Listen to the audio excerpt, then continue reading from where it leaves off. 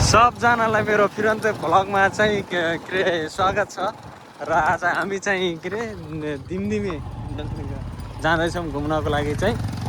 र त्यहाँ बाटोको अवस्था यस्तो छ। हाम्रो अगाडि चलाउने डोमर भाइ छन् बाइक चाहिँ, अगाडि दिउ दाइ परविन दाइ भएर चाहिँ हिँड्नु भएको। आउनको लागि चाहिँ प्लानिङ चाहिँ हाम्रो 6 जनाको थियो र चाहिँ 2 जना चाहिँ एउटाको बर्थडे भाइको बर्थडे परेको हुनाले आएनन्, अनि चाहिँ एउटा चाहिँ रुकुम जानुभयो। र हामी आज खासमा उद्देश्य भने घुमघाम पनि, अनि योभन्दा पहिलाको भ्लगमा चाहिँ अब कुखुरा खाने भन्ने हाम्रो प्लान थियो, त्यो नपाए हुनाले चाहिँ आज लोकल कुखुराको मासु चाहिँ खानुपर्छ भनेर हिँडेको है।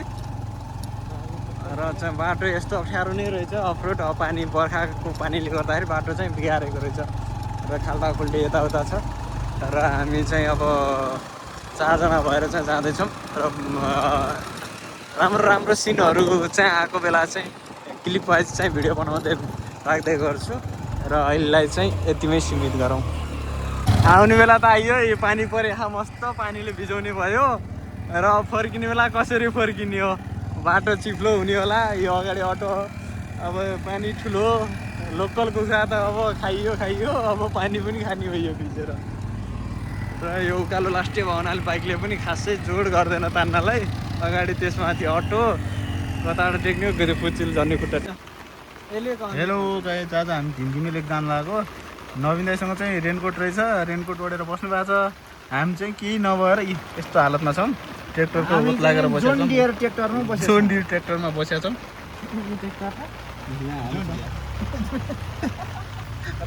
जानेहरूको पनि सङ्ख्या माथि गइरहेछन्। बाटो पनि यस्तो छ।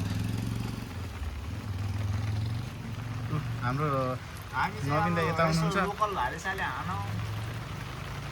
भनेर आएको लोकल होइन। अब यस्तो पानीले हाने हामीलाई आफै माटो लोकल हो, ढुकुर पनि सुकिको।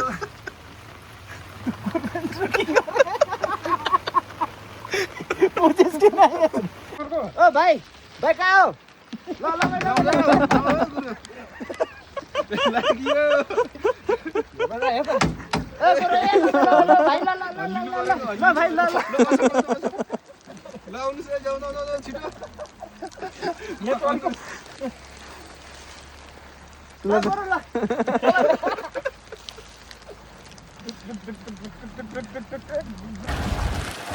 ल हामी चाहिँ अब फेरि दिमदिमी लेकतिर लाग्यौँ। के अरे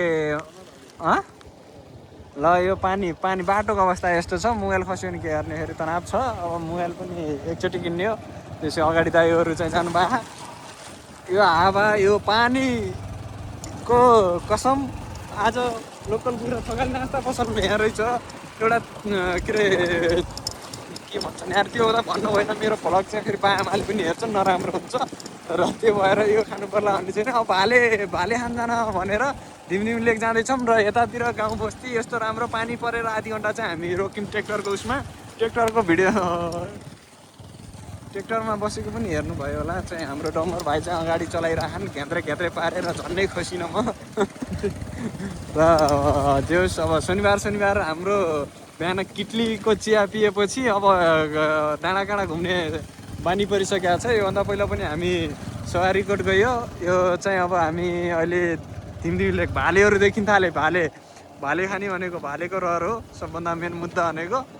र दाइहरू अगाडि हिँड्नु भएको छ। अब अरू के भन्नु छ यार, के भनौँ यार, अरू अब यस्तै छ। कुहिरो हुसुले बाटो उनै छ, बाटोको अवस्था यस्तो छ, बाइक त्यस्तो छ, बाइकको अगाडिको टायर त्यस्तो छ। झर्ने बेला कसै झर्ने, यताको भाले मात्र देखिन्छ नि त यार।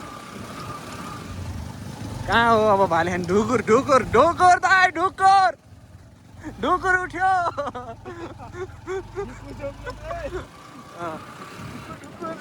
ढुकुर ल भाले लोकल भाले यहाँ छन्। ल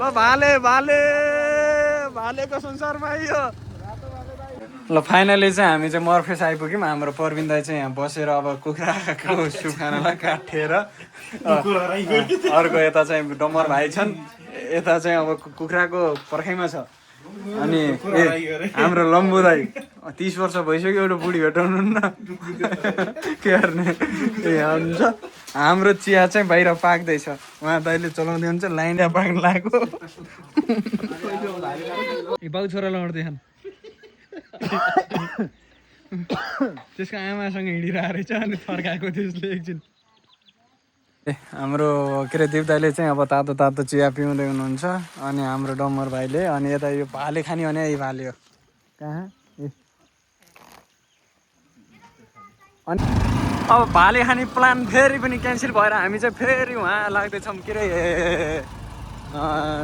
धुमधुमे लेक पुग्दैछौँ धिमधिमे लेक पुगेर चाहिँ अब त्यहाँ 1 नम्बरको बजार छ अरे त्यहाँ चिसो एकदम त्यहाँ चाहिँ गएर अब भाले त्यहाँ पनि बन्छ अरे अब त्यहाँ जाने भाले खाना नत्र यदि भएन अनि चाहिँ फर्किँदा यतै पसेर खानेकुरो भयो र बाइककोहरू एकदम चिप्लिने अवस्था छ अब लास्टै अब बाइक जसो तसो गरेर लगिन्छ जो डोराएर भए पनि लगिएला जे छ स्थिति जस्तो छ गइन्छ बाटोहरू बन्दैछ र बाटो चिप्लो हामी चिप्लिँदै लड्दै पढ्दै आयौँ भने जस्तो बाइकले एकभन्दा धेरै यत्रो तान्न खोज्दैन आरामले जानुपर्छ अब जोस् घुम्न त घुम्नुपर्छ अब डाँडामा पुगौँ न यता आइपुगेपछि फेरि किन नघुम्ने भनेर मर्फिस पनि अब घुम्न त घुम्ने होइन मर्फिसलाई फेरि अर्कोचोटि दाइहरूसँग फेरि हामी चाहिँ आधी 2-3 जना मात्र आएको छौँ 1-2 जना दाइहरू छुट्नु भयो मेरो खुट्टा चिप्लिरहेको बाइकको उसबाट र बाटो चिप्लो छ झर्नेलाई पनि आरामले झर्नुपर्छ फेरि झर्नु पऱ्यो भने ढिकाएर चाहिँ हाल भाइ बिस्तारै हाल सिधा गराएर हाल चिप्लिँदैन बाटो चाहिँ गाह्रो छ मान्छेलाई बिहे गरेर मात्र पाहाड जान गाह्रो हो नत्र नि त घुम्नलाई र रमाइलो मान्नलाई त उनीहरू चाहिँ पाहाडै लाग्छन् घुम्नको लागि मात्र फेरि काम गर्नलाई त होइन अब त्यस्तै छ अब एक यहाँ 3 जना सुद्धा हिँडेछन् बाटोमा भनेपछि त हाम्रो बाइक जान्छ मजाले आनन्दले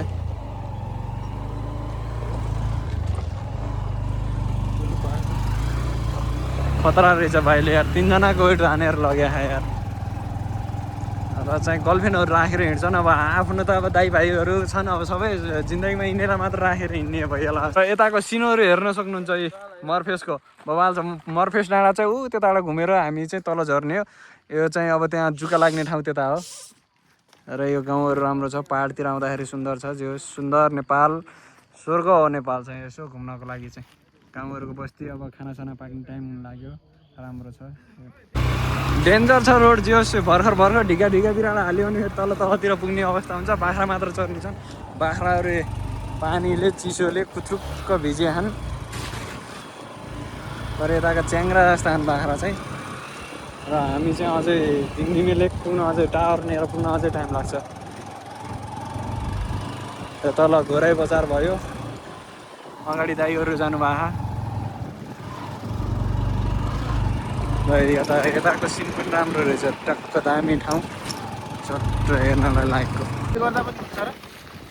हुँदैन फाइनली हामी चाहिँ पुरुङछेड आयो अब यहाँ चाहिँ एउटा बजार छ अरे होटेल जस्तो लोकल कुखुराको लागि चाहिँ अब यो लोकल कुखुरा भन्दै हिँड्यौँ न घुम्न पाइया न के लोकल कुखुरा खोज्दै हिँड्यौँ हामी र चाहिँ यहाँ पहिला पनि आएर हामी चाहिँ खोजिरहेको थियौँ यो हर्नक हुँदै झर्ने बाटो हो र चाहिँ कुहिरो हुस्सु सबै के भन्छ अब तपाईँहरूको आफ्नो ठाउँमा चाहिँ त्यही अनुसारको टक्क लाग्यो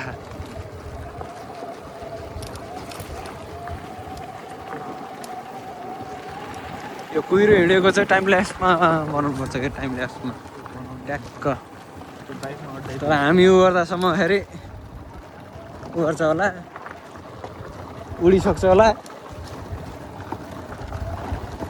गइसक्यो आधीतिर अब त्यो अलिअलि माथि निस्केको अब के लोर्क्यो अप्ठ्यारो छ लास्टै गाह्रो बाटो छ कस्तो बाटो छिचुलेर आयो अब यो चाहिँ सजिलो बाटो भनौँ अगाडि हिँड्ने भावनाले अब हर्न कुद्दै झर्छौँ हामी त्यताको बाटो चाहिँ यहाँ चाहिँ आएर हामी चाहिँ पहिला सबिन दाइ म चाहिँ मस्त भाले खाएर फर्केको ठाउँ हो अब चाहिँ हामी मस्त यहीँ वातावरणमा यसो फोटोसोटो सुट र यहीँ छ फाइनली गाइज हामीसँग यो भाले चाहिँ हामीसँग जाँदैछ अब यसको शिकार हामी अब एउटा होटेलमा गएर गर्नेछौँ र त्यहाँ हामीले के अरे मासु खाने हो भाले नरिसाउ है ल हामीले चाहिँ करिब 2 हप्ताको होइन 2 हप्ताको सपना पुरा भयो जस्तो भयो भाले खाने आज बल्ल भाले खाने भयो सवारीकोट जाँदा पनि पाइएन मर्फेस जाँदा पनि पाइएन लास्ट टाइम पुरुङ छेउ अनि डम्बर भाइ खुसी छन् भाले खाने भनेर